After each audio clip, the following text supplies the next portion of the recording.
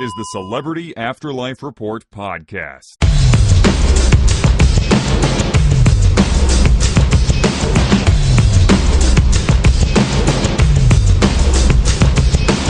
Hey kids, what time is it?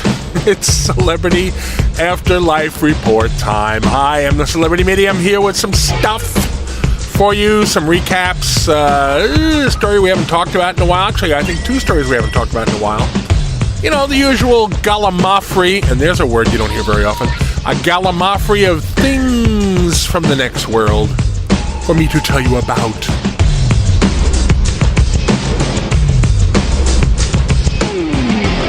Alright, as you know, or you should know, actor Robert Guillaume transitioned to the next world, 2 weeks ago, I think? He was Benson on the show Benson. I'm not going to recap all the stuff he did, but he was kind of a big deal in the acting world. And he had his welcoming ceremony, of course. And just after he got off the stage, when the welcoming ceremony was over, Gorilla Monsoon approached him. Gorilla Monsoon is a former professional wrestler who is now the talent coordinator for a Shakespearean acting company owned by Vince McMahon Sr., father of the Vince McMahon that we all know. The acting company is made up mostly of former professional wrestlers, but there are some other people in there. And as I told you last week, Gorilla Monsoon approached Robert Guillaume and said, "We'd really like you to join the company as an actor." And Guillaume said, "I have to see a show first. I can't really commit to it." He went to see their version of The Taming of the Shrew and thought it was fantastic. And in particular thought that Joanie Laurer's turn as the female lead of the show was really, really good. And that's what all the critics have been saying. Joanie Laurer was known as Chyna when she was a professional wrestler. And I told you also that there was a welcoming party after that show to welcome Robert Guillaume to the company because he said, "Yeah, I'd love to be a part of this. It's way better than I expected it to be." And for some reason, Joanie Laurer was not in attendance. Now, she told people at the time it was just a personal matter, so nobody took it very seriously. But a source spoke to Gorilla Monsoon the other day, and I can now report that Joanie's absence from Robert Guillaume's welcome party was not because of a personal matter, as she told people. It was because she's not happy with the influx of non-former professional wrestlers in the company in recent months. It started out, all the actors were professional wrestlers. You got Roddy Piper and a bunch of other people in there. And in recent months, they've added some people who were not wrestlers. So Joanie apparently is disgruntled by that. She thinks it should stay all professional wrestlers who are doing acting. So apparently the addition of Robert Guillaume to the cast was the straw that broke Chyna's back, so to speak. My source quoted Monsoon as saying that Laura was acting like a brat, unquote. Now remember, he's the talent coordinator, so if he says something like that, that means he's pretty peeved. Otherwise, he'd just say, "Oh, it's nothing and we're dealing with it." You know, for him to kind of insult her like that means he's not happy and, you know, maybe things are going to go from there. So Monsoon is reportedly trying to discuss the situation with her and get her back to work. She's kind of on strike right now. Now, she has gotten great reviews, so you know the company would like to keep her. And at the moment, The Taming of the Shrew is on hiatus, but they're supposed to be going back on the road in a few weeks. So they'll either have to work things out over the next couple of weeks, or they're going to have to get a new female lead. Nobody knows where it stands, but we will find out, of course.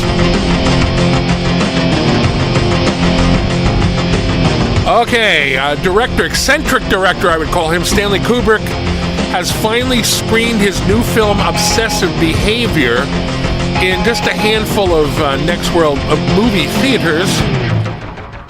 Some of the people who have seen it are calling it an amazing masterpiece, and others are saying it's completely inscrutable, and even a few have said that it's unwatchable.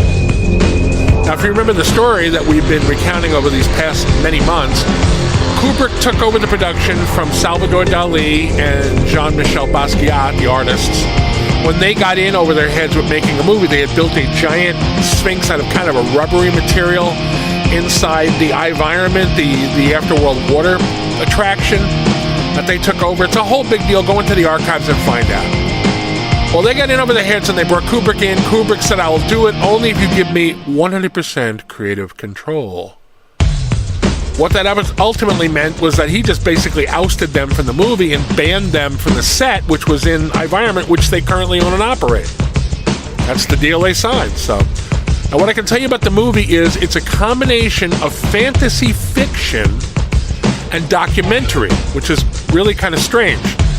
It apparently weaves together stories about characters who live inside the translucent sphinx that Dali and Basquiat constructed for their version of the film, with real-life footage of their struggle and ultimate failure to complete their version of the movie. So it kind of goes back and forth between these fictional characters and Dali and Basquiat trying to make a movie which had nothing to do with the fictional characters back then. As I also told you previously, Kubrick shot the film with cutting-edge 3D equipment, although it is not going to be screened in 3D. And the reason for that is apparently because he felt he could get some amazing depth of focus effects by using the 3D equipment that he would not be able to do with normal movie equipment. I don't know enough about that stuff to say if that's nuts or not, but Kubrick, as I said, is somewhat of an eccentric. He does things his way.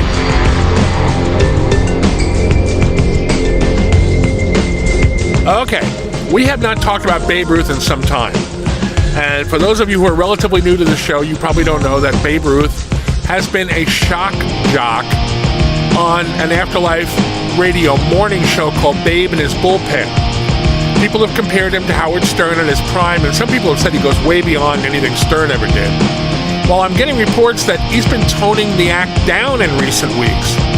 And if you know anything about Stern these days, you know a lot of his fans feel he's kind of sold out by taking the act way down, his act way down. Word I'm getting is that the change in attitude began after Ruth had Jimmy Pearsall on the show. Now, Jimmy Pearsall was a baseball player who was famous for being bipolar, as was chronicled in a movie called Fear Strikes Out about his life. So Pearsall was on the show, I think it was back in June, and Ruth was famous or infamous for bringing on as guests people who had not been in the Afterlife very long. That way they wouldn't know about his reputation for being kind of borderline abusive to the guests. People who knew what he did would tend not to go on the show. Well, Pearsall didn't know, went on the show. Ruth teased him and made fun of his, being bipolar and so forth. And I guess it really upset Pearsall. So the story I'm being told is that Ruth began reconsidering the way he acts towards guests on his program.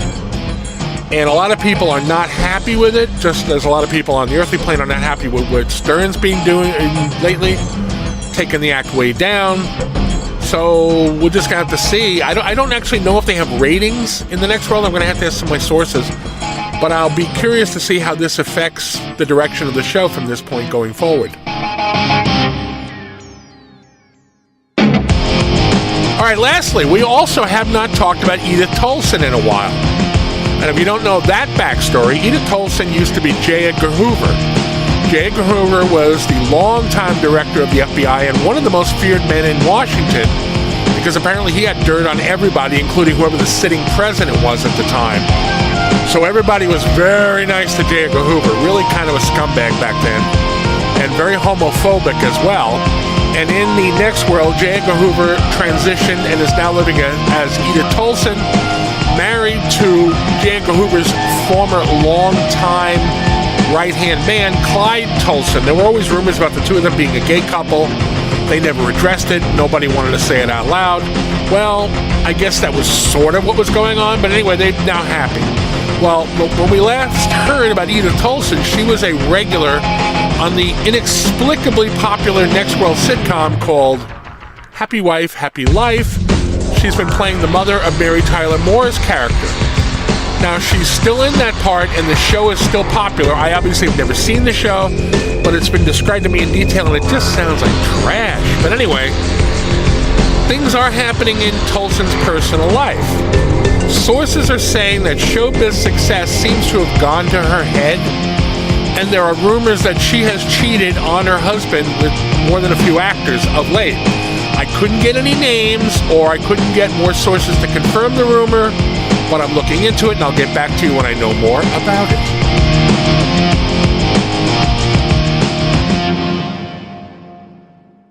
Okay, I'm done. That's it. That's what I got.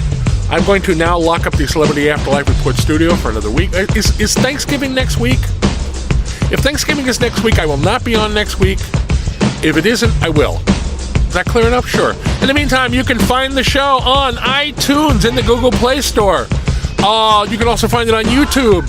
And, of course, you can find it on Mondays on Inspirato Projecto Radio on K Chung Radio AM 1630 in the City of Angels, Los Angeles.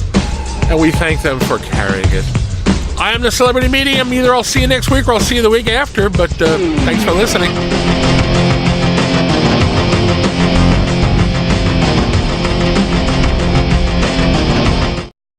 You've been listening to the Celebrity Afterlife Report podcast.